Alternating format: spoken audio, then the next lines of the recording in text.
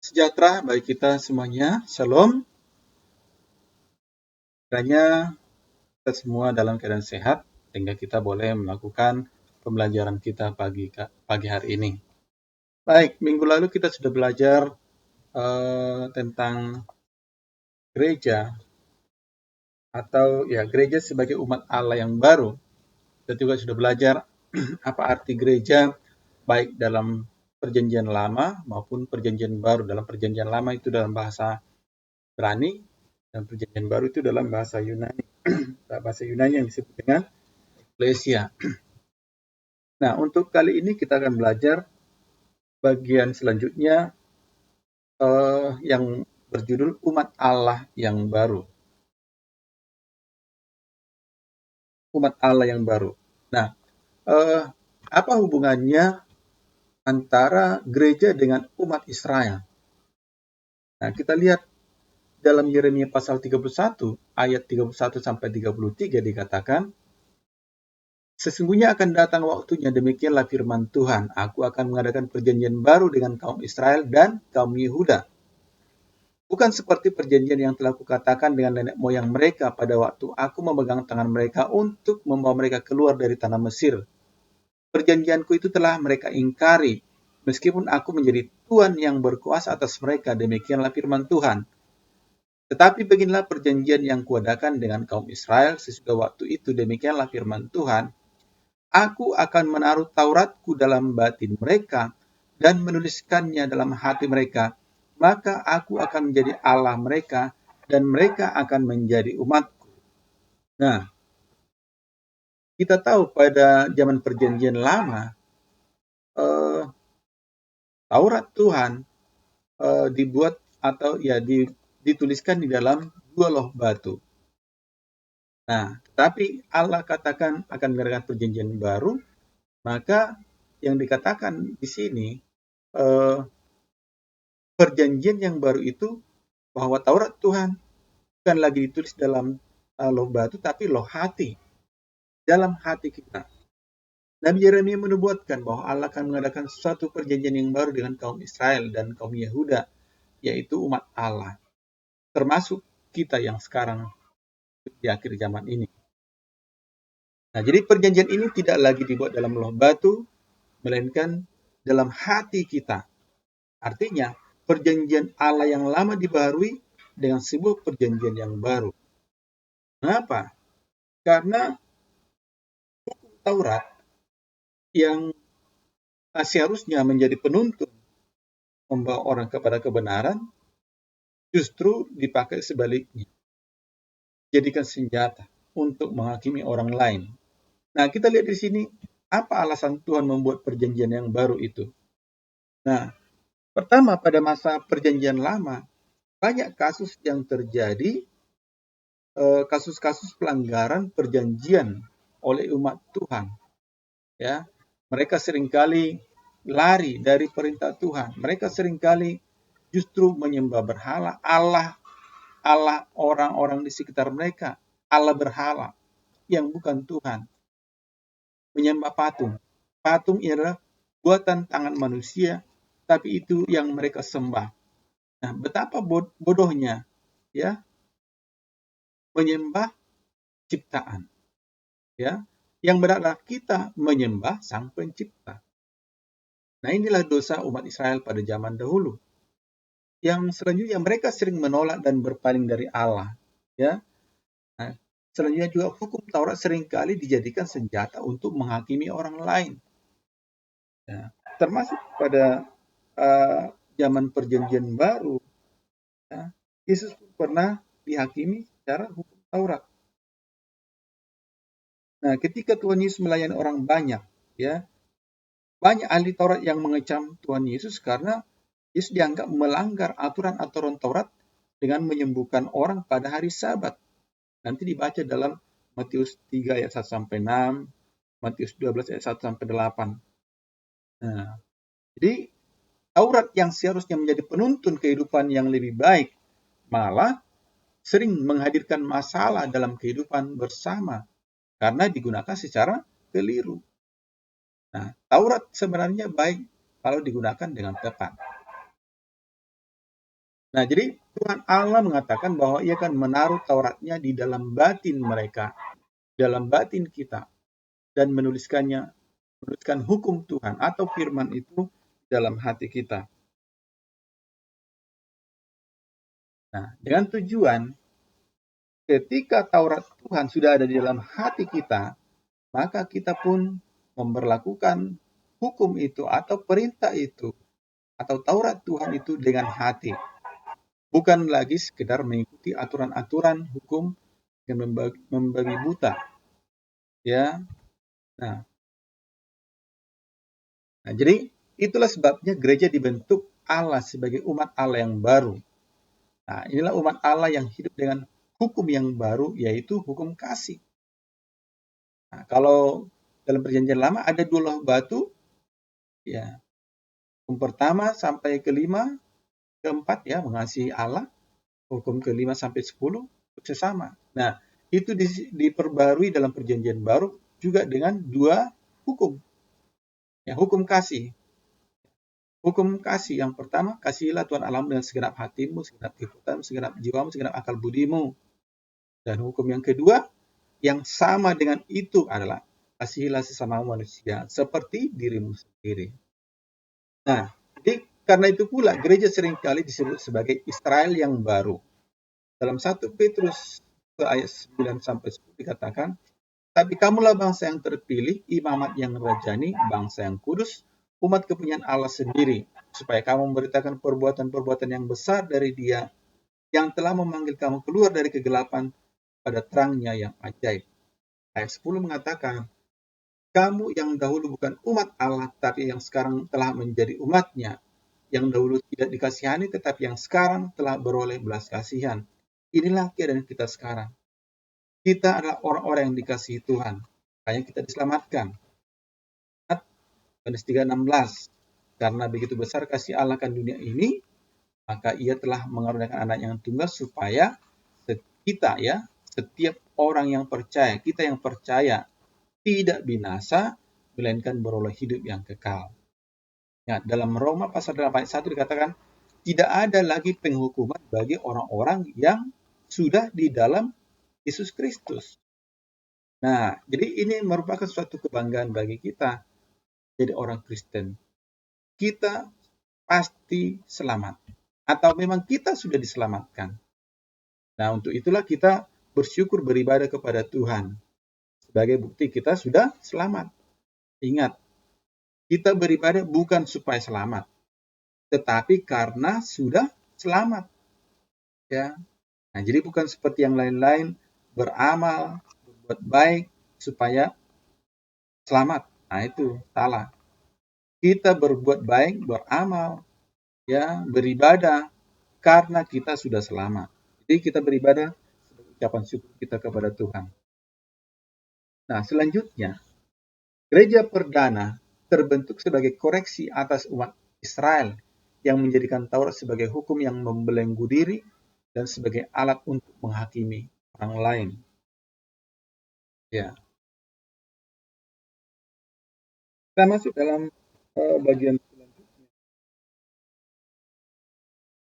pergumulan gereja. Ya, pergumulan gereja. Nah, kita lihat apa atau bagaimanakah sifat gereja perdana itu? Ya, salah satu sifat gereja perdana ya, itu di dalam bisa dibaca dalam Kisah Rasul pasal 2. Ya, di situ digambarkan bahwa gereja perdana adalah gereja yang terbuka. Gereja yang terbuka. Dalam hal apa? Kenapa dikatakan gereja yang terbuka? Karena gereja gereja perdana itu, gereja perdana maksudnya gereja yang pertama ya. Nah, awal-awal terbukanya gereja, terbentuknya gereja. Nah, gereja yang perdana itu terdiri dari orang-orang dari berbagai daerah di seluruh dunia. Nah, ini berarti walaupun pada mulanya murid Yesus yang hanya terdiri dari orang-orang Yahudi, bahkan hanya dari satu daerah saja, yaitu dari Galilea, gereja perdana sudah terdiri dari orang-orang yang berasal dari latar belakang bahasa, dan budaya yang berbeda-beda. Ya, makanya dikatakan gereja yang terbuka. Nah, selain itu, gereja perdana juga terbuka bagi kepemimpinan perempuan. Ya, banyak tokoh perempuan yang berkiprah di gereja perdana. Ya, seperti Lydia, ada Priscilla, Yunia, dan lain-lainnya. Nah, kemudian gereja juga menerima orang-orang yang cacat, yang tidak sempurna untuk menjadi anggotanya. Kalau gereja ataupun umat Allah yang lama itu, orang-orang di luar Israel ya tidak diterima.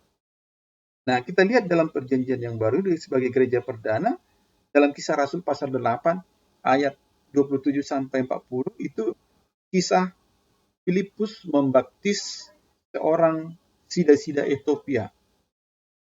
Nah, kita tahu sida-sida itu adalah orang-orang atau laki-laki yang dikebiri.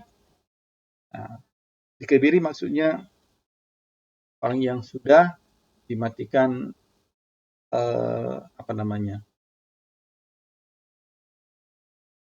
nafsu lah kita katakan.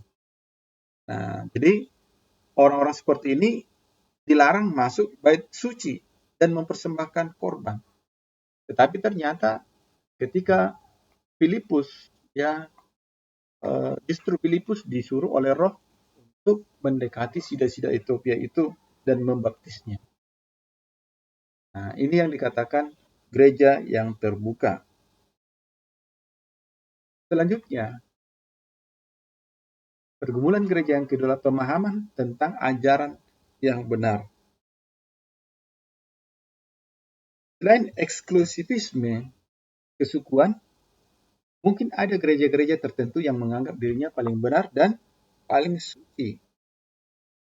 Nah, di daerah pegunungan Appalachia di Amerika Serikat ada sekelompok orang Kristen yang percaya bahwa mereka dapat menguji iman mereka dengan memegang ular-ular yang sangat berbisa.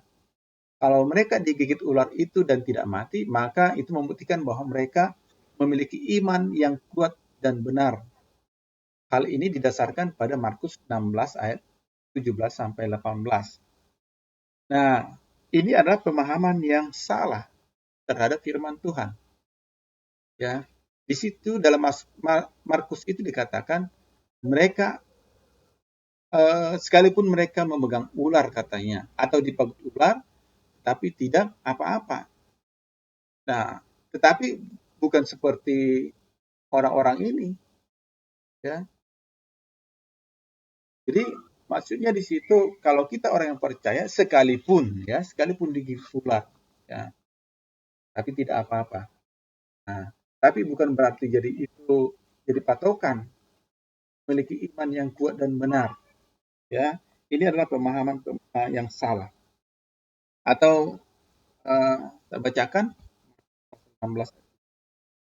Tanda-tanda ini akan menyertai orang-orang yang percaya mereka akan mengusir setan-setan demi namaku, mereka akan berbicara dalam bahasa-bahasa yang baru bagi mereka. Mereka akan memegang ular dan sekalipun mereka minum racun maut, mereka tidak akan mendapat celaka. Mereka akan meletakkan tangannya atas orang sakit dan orang itu akan sembuh. Nah, jadi kita harus mempelajari firman Tuhan, ya. Jadi tidak menafsirkan secara dengan pikiran kita sendiri. Di sini katakan sekalipun mereka minum racun maut. Jadi bukan berarti kalau kita meminum racun pun, ya, kalau dengan sengaja, katakan tidak mendapat celaka. Ya kalau kita sudah tahu itu racun, jangan diminum. Kalau kita minum juga pasti kita celaka. Tetapi ketika dalam sesuatu kita ya tanpa sengaja kita meminum racun maut, ya Tuhan akan yang melindungi kita, ya. Tetapi jangan mencobai Tuhan. Sudah tahu racun tapi diminum, itu namanya mencobai Tuhan. Nah, selanjutnya gereja yang gagal menjadi teladan. Ini juga gereja, ya. Gereja yang gagal menjadi teladan. Nah, ini tokoh inilah Mahatma Gandhi, ya, seorang tokoh kemerdekaan India. Nah, dia ini sering membaca Alkitab, khususnya kitab Injil Matius. Dia sangat tertarik oleh ajaran-ajaran Yesus yang terdapat dalam khotbah di bukit. Ia ingin sekali berkenalan dengan Yesus yang digambarkan dalam Alkitab. Pada masa mudanya di tahun 1920-an, Gandhi tinggal dan bekerja di Afrika Selatan. Saat itu pemerintah Afrika Selatan mempraktikkan politik apartheid yang membeda-bedakan orang berdasarkan warna kulit. Orang kulit berwarna gelap seperti orang Afrika, keturunan India, Melayu, dan lain-lain dilarang bergaul dengan orang-orang kulit putih. Mereka dilarang memasuki gedung-gedung atau tempat-tempat yang khusus disediakan oleh orang-orang kulit putih. Mereka pun dilarang menikah dengan orang kulit putih. Orang yang berani melanggar aturan ini akan dihukum dan dijebloskan ke dalam penjara. Nah, suatu hari Gandhi berkunjung ke gereja orang kulit putih di Cape Town. Ternyata ia ditolak karena warna kulitnya. Nah, ini membuat Gandhi kecewa dan ia mengatakan, I like your Christ, I do not like your Christian. Your Christian are so unlike your Christ. Artinya, aku suka akan Kristusmu, tetapi aku tidak suka akan orang-orang Kristenmu. Orang-orang Kristen sangat berbeda dengan Kristusmu. Nah, ini menjadi teguran bagi kita, ya. Kalau memang kita anak-anak Tuhan, ya murid Kristus, maka kita hidup seperti Kristus. Kita lakukan saja hukum kasih itu, ya. Kasihilah sesama manusia seperti dirimu sendiri. Sesamamu manusia itu berarti tidak membeda-bedakan. Yang namanya manusia berarti sama di hadapan Tuhan.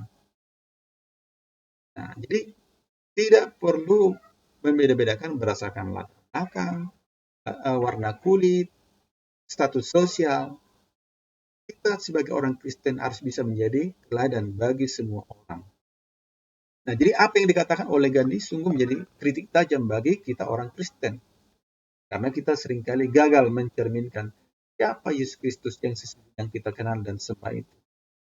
Kalau dikatakan kita menjadi saksi Kristus, maka orang harus bisa melihat Kristus di dalam diri kita.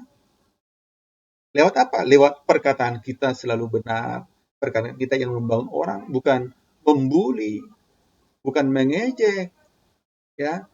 Juga dengan perbuatan baik kita, suka membantu, ya, suka menolong. Kan Yesus kan kalau kita baca dalam Injil-Injil itu selalu hatinya tergerak oleh belas kasihan. Melihat orang sakit, maka tergerak oleh hatinya oleh belas kasihan. Melihat orang buta, nah, seperti itu terus. Melihat orang lapar yang 5.000 orang itu 3 hari mengikut Yesus, nah, tergeraklah hatinya oleh belas kasihan. Lalu terjadilah mujizat 5 roti dan 2 ikan untuk makan 5.000 orang. Jadi kita pun seperti itu. Orang harus bisa melihat Yesus Kristus, karakter Kristus itu di dalam diri kita. Ingat, manusia atau kita diciptakan serupa dan segambar dengan Allah. Amin? Ya, begitu kan. Nah, yang keempat adalah hidup saling berbagi.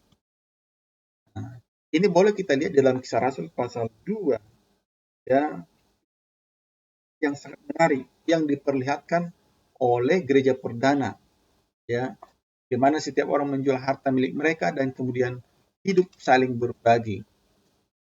Ayat yang ke-44 dikatakan, dan semua orang yang telah menjadi percaya tetap bersatu, dan segala kepunyaan mereka adalah kepunyaan bersama, dan selalu ada dari antara mereka yang menjual harta miliknya, lalu membagi-bagikannya kepada semua orang sesuai dengan keperluan mereka masing-masing. Nah, coba bandingkan dengan kehidupan orang Kristen sekarang.